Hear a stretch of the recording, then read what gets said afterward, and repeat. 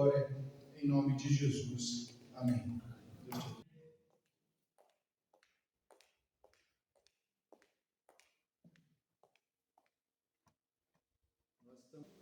E graças a Deus por todas as famílias desta igreja.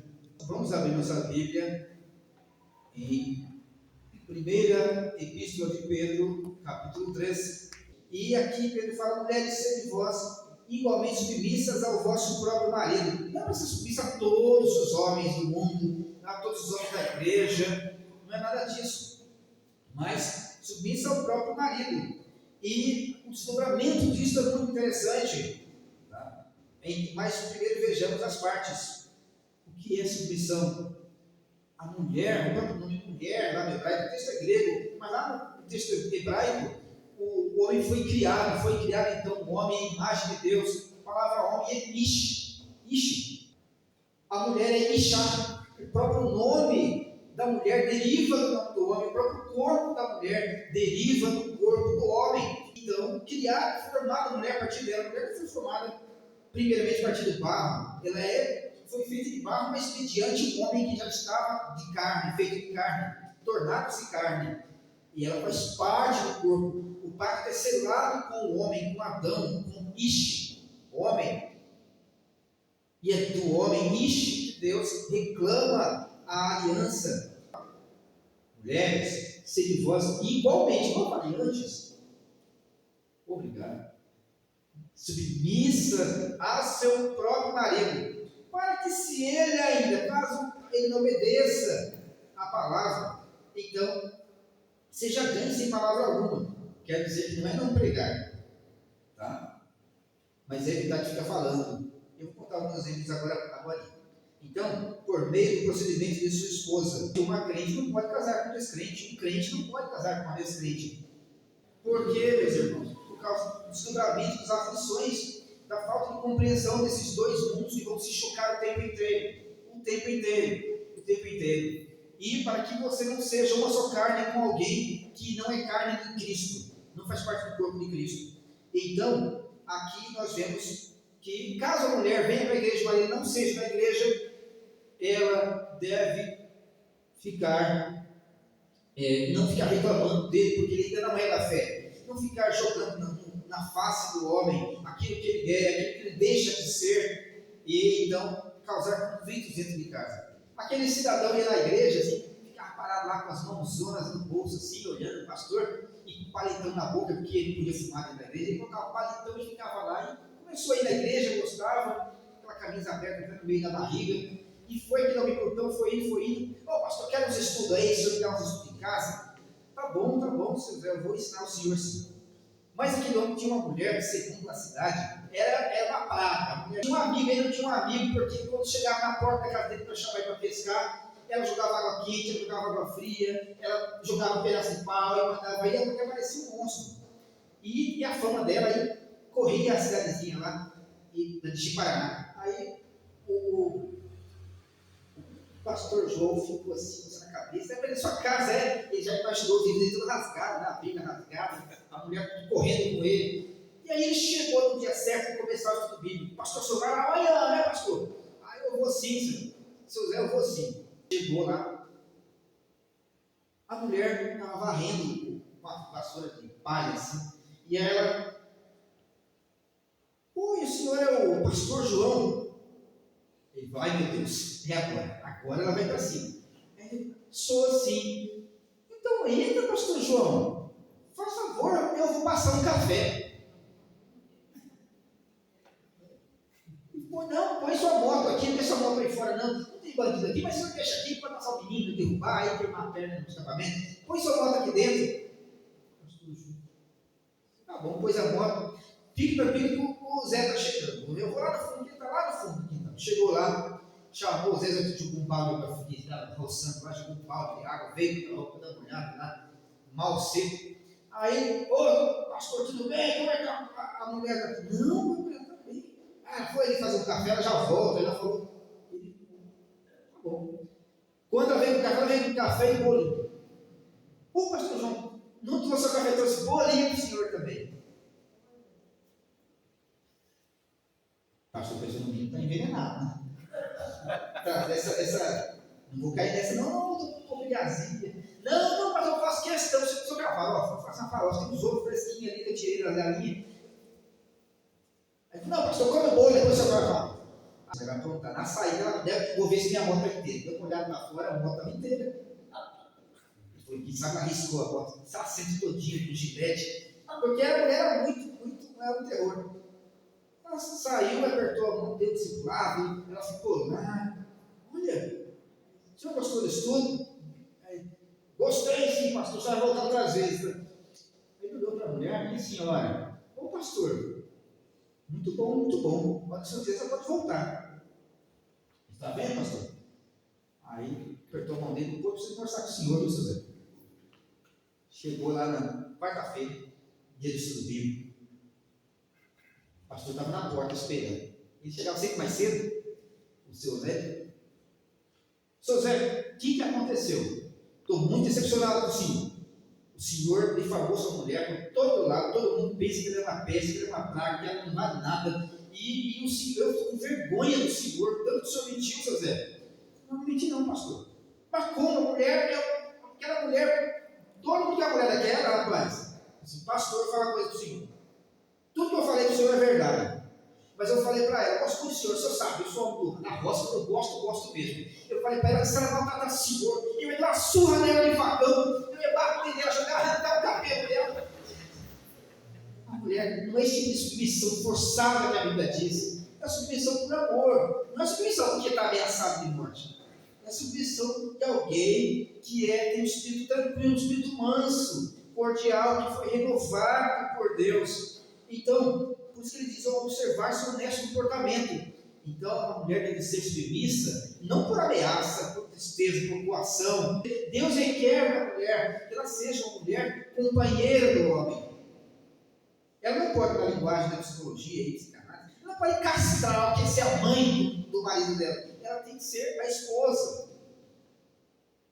Ela tem que ser a esposa do marido. Ela tem que continuar com o seu papel de governanta da casa, como elas fazem muito bem, né? Aí difícil falar outra coisa, mas ela tem que ter a doçura de uma esposa e saber o seu papel no lar, saber o seu papel de esposa. Aí, então o marido começa a perceber que ela realmente foi diferente de tudo aquilo que as mulheres do mundo costumam ser. E é claro, submissão não é submissão total, porque a exclusão é aquilo que a lei te proíbe de fazer, inclusive também o que Deus te proíbe a mulher de fazer. Então não é que a mulher tem que ser submissa e topar qualquer parada que o marido diga para ela. Mas, assim que o homem entra com um assunto que é contra a vontade de Deus para o casamento deles, obviamente ela tem o dever moral e espiritual de dizer não. Isso a palavra de Deus não permite que eu faça. Eu estou com você em tudo. Tudo que a palavra de Deus me permite fazer. Então a submissão é uma submissão que primeiro submissa a Deus, depois, como ele vinha falando antes, ao seu marido. E isso vai trabalhando no coração daquele homem. Eu conheci vários casais que a mulher não era crente e o marido foi ganho para Jesus com a oração, com a pregação apropriada, não saturar a casa de evangélico tentando fazer culto para o marido se converter, mas uma forma equilibrada de ser uma mulher de Deus. E ser mulher de Deus não tem nada a ver com cabelo, com saia. Desculpe você que gosta disso, eu acho que mulheres ficam muito bonitas, né, com roupas sociais, mas isso não é o que Deus ordena você fazer. E se eu falar isso em algum lugar, eu vou ser apedrejado, porque a ideia é que a mulher deve vestir-se depois de converter, tem que andar com uma burca. E não é isso que a Bíblia está dizendo. Na época de Pedro, as mulheres ricas, as nobres, costumavam pagar caríssimo por enfeites de cabelo, era a moda da época. Hoje são as estéticas, né? Os mondiais da vida. Mas na época eram cordas e correntes que se colocavam nos cabelos, nos longos cabelos, com pedras preciosas, com ouro. Era o preço de um carro, se fosse colocar hoje uma carruagem popular, com vários cavalos, era caríssimo. E geralmente usado por mulheres nobres. Então, muitas mulheres de classe baixa ficavam insistindo com os maridos: eu quero daquela, vem de uma propriedade, vem de uma casa, eu quero mostrar minha beleza, eu quero mostrar. E, na verdade, esse tipo de guerra sensual não faz parte dos atavios de uma mulher cristã. Ela não pode gastar tudo que tem numa família para uma cirurgia plástica. Pastor, você vai mandar ter cirurgia plástica agora de um de outro? Não. Mas o que acontecia na época era mulheres que queriam cobrar do marido que ele providenciasse um enfeite para cabelo da melhor qualidade que a família não podia comprar e ficava infernizando a vida do pobre coitado, que é sempre inocente nas questões familiares. Claro que não. Então, não seja o adorno da esposa que é exterior, o enfeite, não frisado de cabelo, adereço de ouro, aparato de vestuário. Não está proibindo a mulher de usar o arquinho, não está proibindo a mulher de usar a presilha. Está dizendo que aqueles enfeites, tem contexto, aqueles enfeites não devem ser o que traz você a beleza. Mas é tão bonito ver alguém que é aquilo que é fora de casa, é dentro de casa. Alguém com espírito cordial, manso, tranquilo, é tão bonito ver isso. E é isso que o apóstolo Pedro está dizendo. A Bíblia diz em Provérbios que é melhor morar com uma ursa parida do que com uma mulher bichosa, briguenta. É claro que eu estou falando para as mulheres de fora, as da igreja não são briguentas. As mulheres da igreja, diferentes das de fora, são sempre mansas, cordiais. E esse marido errar, por exemplo, na compra de alguma coisa, ele sempre fala: parabéns, querido, amor, fique com Deus, e eu vou te mandar ficar com ele. Então, é claro que eu estou exagerando, mas o apóstolo Pedro está trabalhando com o início dos conflitos. Se você sofre perseguições de fora, mas tem um lar estruturado, meus irmãos, você vai longe. Você sofre perseguições, olha para a sua vida, as perseguições que você sofre, as enfermidades, as doenças, os boatos mal intencionados que você sofre, as calúnias, mas você tem um porto seguro, uma família, então você continua seguindo sua direção, não é assim? A época de perseguição é a mesma coisa. Você pode sofrer perseguição, ameaça, ter temores noturnos, porém, se você tem uma família, uma mulher que te apoia, você fica tranquilo. Você fica tranquilo. Você consegue andar mais longe com isso. Assim, essas mulheres não devem olhar para fora, para a janela, para o mundo, como a mulher de Ló. Elas devem olhar para dentro de si em Cristo, para Cristo, seu sacrifício, sua obra, e entender que o seu papel na casa é orar, conduzir os filhos a Deus, no caminho do Senhor, e também dar suporte ao seu esposo, claro, na palavra de Deus. Então, ele diz: olha, seja porém um homem interior, que ele usa o termo homem para falar de ontologia. A mulher é uma pessoa. O cristianismo inova as coisas. Filo, o filósofo judeu, que tinha cultura grega, ele dizia coisas que eu não concordo. Ele dizia que a mulher era egoísta, não tinha coração, era falsa, traiçoeira, hipócrita e briguenta. Discordo de Filo, porque o cristianismo trouxe libertação. O cristianismo trouxe libertação para as mulheres. É por isso que o apóstolo Paulo fala que em Cristo agora não há mais judeu, grego, homem ou mulher. Ele está dizendo que as pessoas são qualquer gênero que quiser. Nada disso, longe disso. Ele está dizendo que Cristo trouxe essa liberdade da mulher ter ser tratada como uma pessoa. Existem culturas até hoje que a mulher não é considerada uma pessoa. Vai no Irã para você. A mulher é considerada como um ser de classe inferior, só criada para satisfazer o desejo do homem. Sabiam disso? Então, o apóstolo Paulo mostra que o cristianismo é diferente. O ser interior, a mulher é uma pessoa. O homem interior é uma pessoa.